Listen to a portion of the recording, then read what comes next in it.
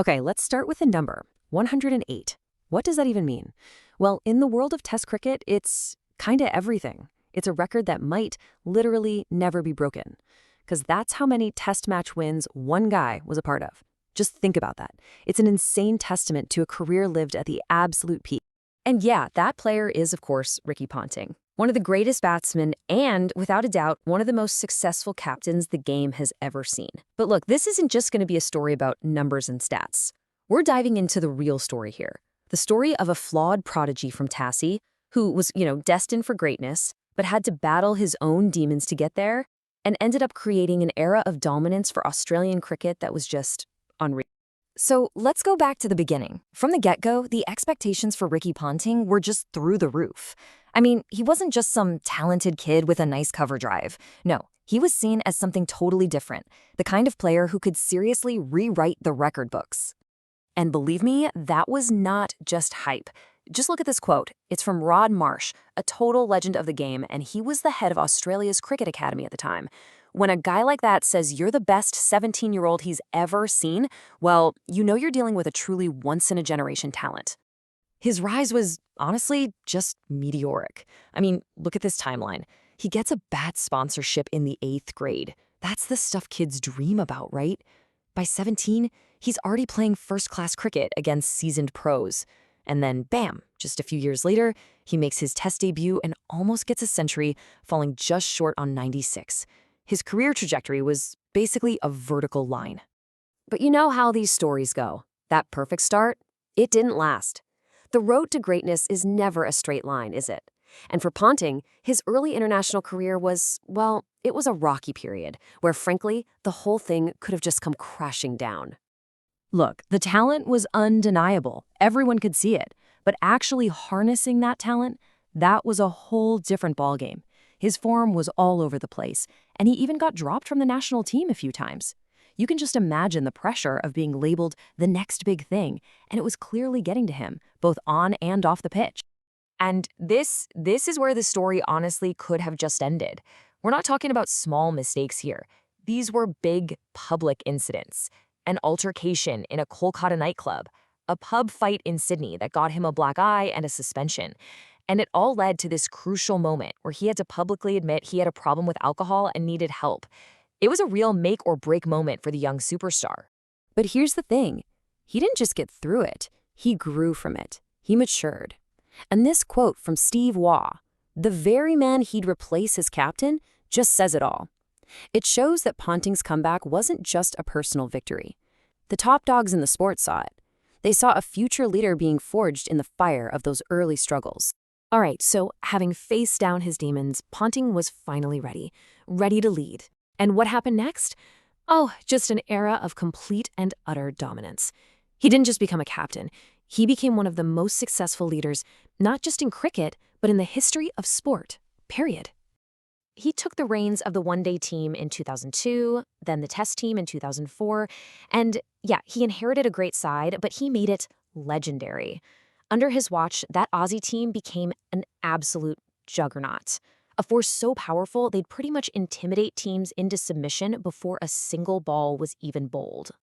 I mean, just look at these numbers. They are absolutely staggering. A win percentage over 62% in Test cricket across 77 matches?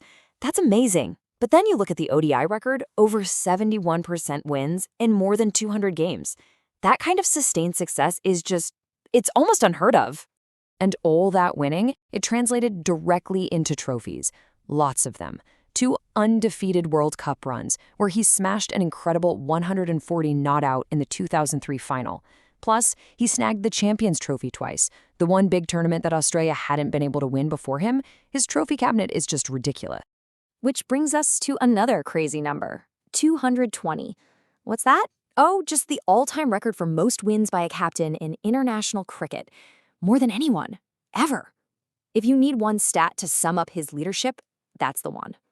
But of course, no reign is perfect. And for Ponting, his biggest challenge, his kryptonite, if you will, came against Australia's oldest, bitterest rival, England. The battle for the Ashes.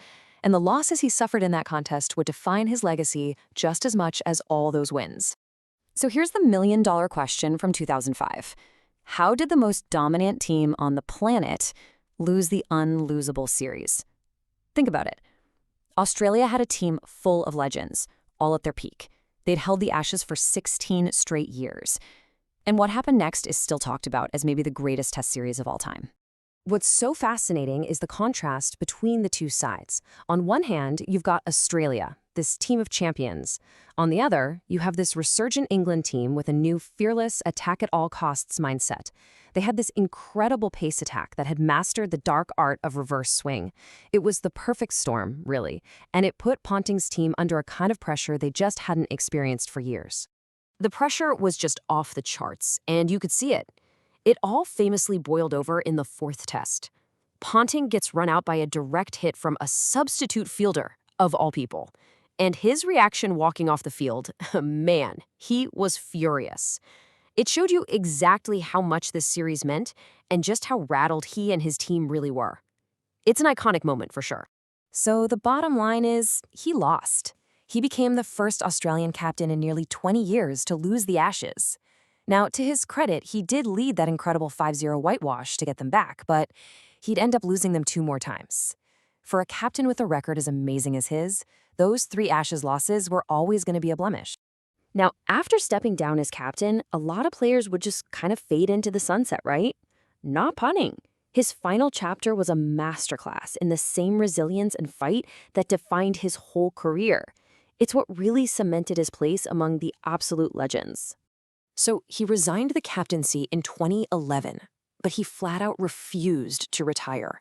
Instead, he went back to just being one of the guys, determined to keep contributing as a senior player. It was pretty powerful, really. It showed how much he loved the game and the team, and there he was, fighting for his spot all over again, just like when he was a kid. And you know what? He pulled it off. He finished his Test career with 13,378 runs. That number right there makes him Australia's all-time leading run scorer in Tests. He's simply one of the most prolific batsmen the game has ever seen. And when you zoom out, the sheer scale of what he achieved is just mind-blowing. Remember that 108 Test wins we started with? He's Australia's leading run scorer in both Tests and ODIs. He hit 71 international centuries. It's no surprise he was a first-ballot Hall of Famer. I mean, statistically, the man is simply undeniable. And today, his journey has really come full circle, hasn't it?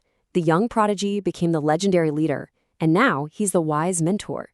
He's one of the most respected coaches and commentators out there, one of the sharpest minds in cricket, passing on everything he learned from a lifetime at the very top.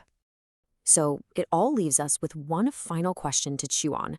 When you really think about Ricky Ponting's career, what's the first thing that comes to mind? Is it the mountains of runs and all those trophies? Or is it the story behind it all? The story of the flawed kid who clawed his way back from the edge, who led with this incredible fire, and who just never, ever gave up. Maybe that's his real legacy, the standard of resilience and fight he set for everyone else.